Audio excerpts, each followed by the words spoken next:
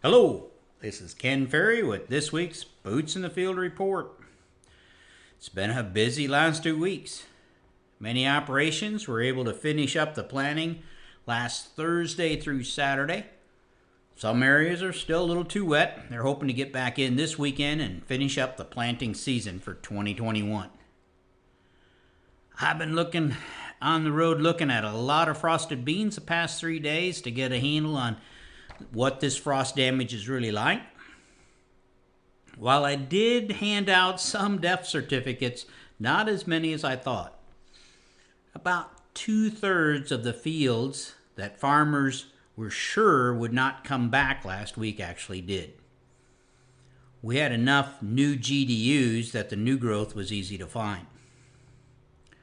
We did find a lot of fields with 80 to 90,000 viable plants, which is high enough to get us the yield that we're looking for on these early beans. The challenge with 80,000 is not yield, it's weed control. Most growers we talked to were okay with adding another herbicide pass for weed control in place of replanting and missing that early flowering window. In a couple situations where growers had already replanted a full stand, thinking the beans were dead, and now have 80 to 90,000 of their first planting that is alive and looks like it's going to stay that way, the question was, what do we expect now with the potential of 240,000 in the stand? In these fields, one thing that you don't have to worry about is late season weeds. That population will keep them in check. If you happen to change the chemical trait on that replant, you can spray the first planting out of there. Some of the growers we met with this week that needed to replant were switching chemistry and coming back with full stands in the replant and letting the herbicides take out the old stands. On interplanted fields that go over 200,000, you need to expect some yield drop in these fields. Beans get tangled up during grain fill and go down, and that causes poor fill. And don't be afraid to light them up with a burner. That'll help shorten them up a little. In some fields, guys' plan was to thicken up the stand to get some weed control. When you do this, remember some of the existing plants will be killed as you run the planter and tractor across that. The growing point for soybeans is above the ground, unlike corn, which you can run over that up to 2 collar and not actually have much damage. Some of the beans you run over will die, so be sure that you account for that when you're thickening up the stand. Hate to go to all the work and still have the weeds at the end. Now, some low-lying areas, the beans were 90% gone. And when dropping in and planting those, we need to be at full stand. Checking fields this week, it was pretty evident the guys who lived through the May 9th freeze of last year and got to see how amazing these beans are and how they can recover. Those guys were calmer, willing to wait for the regrowth, and willing to accept a lot lower final stands. Guys planting beans early for the first time and getting them frosted were a lot more nervous about keeping an 80,000 stand. All in all, I'm seeing a lot of great corn and bean stands. With no other unforeseen weather issues, I think this will be the least amount of replant I've seen in a long time. Probably shouldn't say that though, it'd probably be the kiss of death. We do have some rough corn stands coming out of the Easter planting window. Most fields will not be replanted, but ear counts got knocked around. Pest teams, you need to start documenting uniformity of the stand now in these fields. And you should do that in all your fields. Anything more than a collar behind the rest of the plants needs to be pulled out of your ear count, your projected ear count. I see a few 180 bushel stands, and it may not make sense to tear them up and replant them, but everyone needs to have a clear expectation.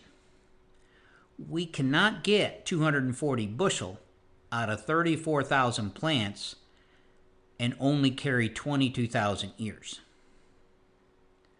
Good stand counts now will eliminate surprises this fall. The pest team need to be on the lookout for cutworm this week. Watching our flights here locally, we expect some of the first cut plants on May 23rd. We found shot holes already on Monday. We had 3 strong flights with very little GDUs between them, meaning that here in McLean County, we expect our biggest amount of feeding or cutting to take place on June 5th. These flights were April 29th, May 3rd, May 5th. If the field had cover crop or winter annuals, then, even though you've sprayed it or worked it in since, the eggs are still there. With cutworm, environment matters, makes a big difference. We have traps here at the Corn College in our cover crops and just a few hundred feet away without the covers. On April 29th, our cover crop traps had 9 moths. The other one only had 2. On May 3rd, our cover crop trap had 10. The other one had 2. On May 5th, the cover crop had 14 moths. The other one only had 2. In our little strip trials here, we often see cutworm cutting in our cover crop blocks, and 30 to 60 inches away, we hardly have any. So pest teams, if you do have waterways and the outside rows, you kind of keep an eye on those. But mainly you guys that had a lot of winter annuals or covers or still have covers out there, we got to stay on top of this.